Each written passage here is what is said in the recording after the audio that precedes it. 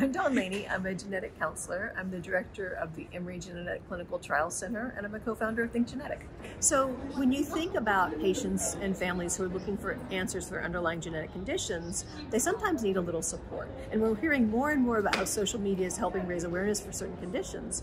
But you also hear about people Googling in the night, ending up with all sorts of weird options, like, oh, maybe it's cancer, maybe it's this, and ending up, flying around the world looking for answers and not finding what they need. So our SymptomMatcher tool is embedded in a website of one of our partners, and it's really just there for if somebody has been pulled in by their Googling to this website, and it says, hey, would you like to know if you are at risk for this condition? Or, maybe you have some symptoms that suggest that your doctor should look more into this condition.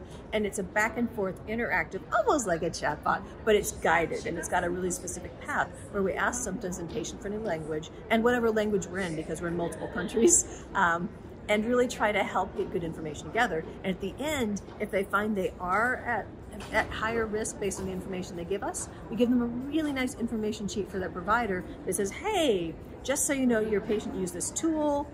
These are the symptoms they reported that make us a little bit more worried about this condition. Again, there's a tiny bit about the condition. There's where you find more information. There's a tiny bit about testing. Here's how you find more information.